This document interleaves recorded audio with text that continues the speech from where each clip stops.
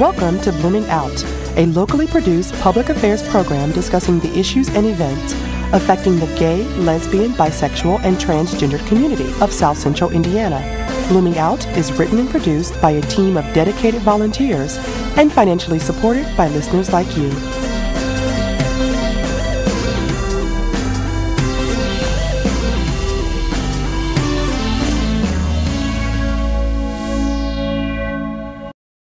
It's good to see you. And you are you faculty at IU or? I'm adjunct faculty in the School of Journalism. Yeah. Okay. And you're from San Francisco originally? Well, originally actually from New York, and then I spent the last 7 years in San Francisco. Okay.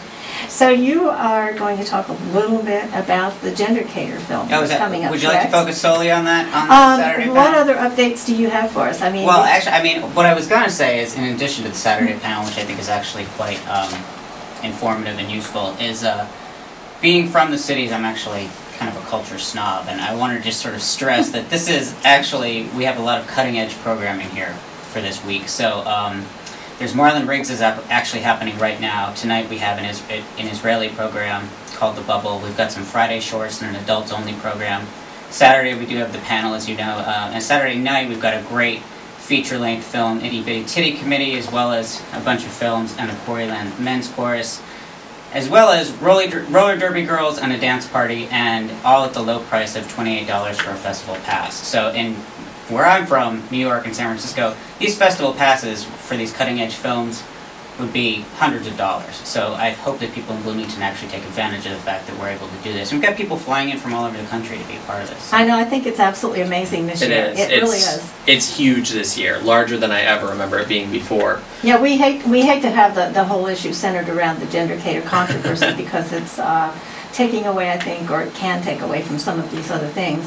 Well, hopefully not. I mean, I think actually what we're trying to do with it is do it in a different way than it's been done in other festivals.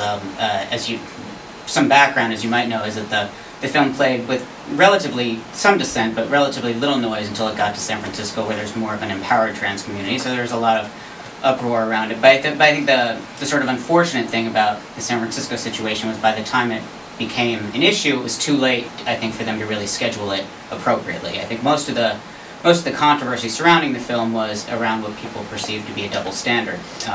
Particularly in our events, it's claimed to be LGBT, but don't really take the time to include the T voice when it comes to political platforms and organizing. So, while it might be a great conversation to have at some of our events around the roots of gay desire, for instance, I think that would be a great conversation to have.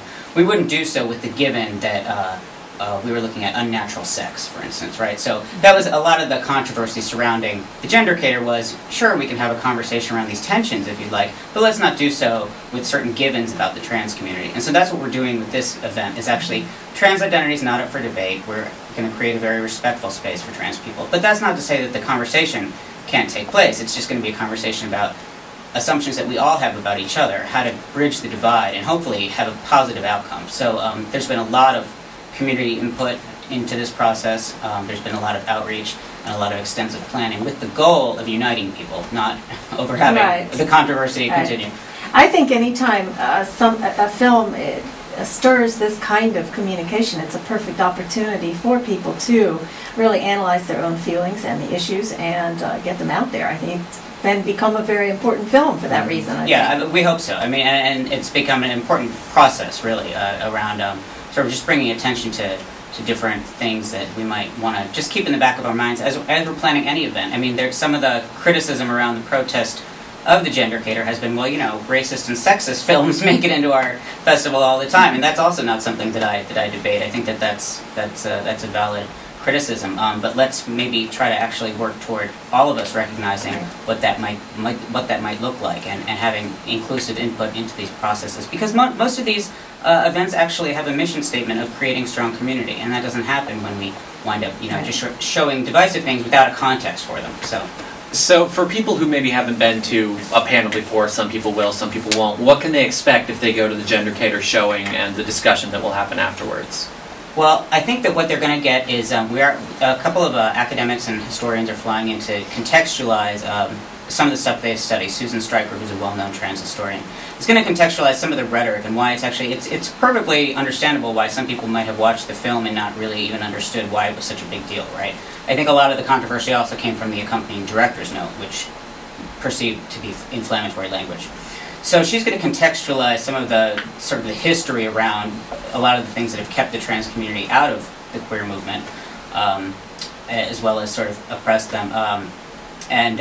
Jack Halberstam is in town and will also be giving a talk at the English department tomorrow.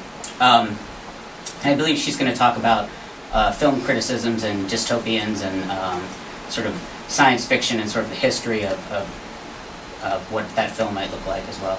Well, I think no matter what film people go to, they're going to enjoy this year's Pride Film Festival. It's an amazing event, as you said, especially in the context of Bloomington and a city this size. I think it's fantastic, and the price is right.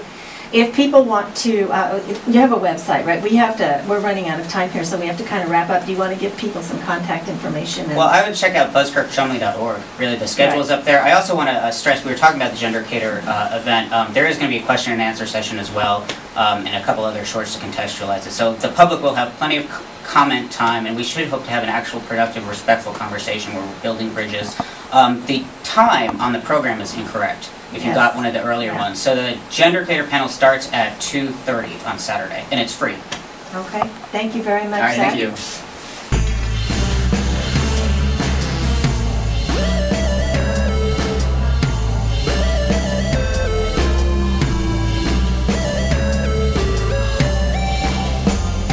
You've been listening to Blooming Out on WFHB. Comments, suggestions, and story ideas can be sent directly to the Blooming Out staff. The email address is outradio@wfhb.org. If you're here and you're queer, we want to put your story on the air. The email address once again is outradio@wfhb.org.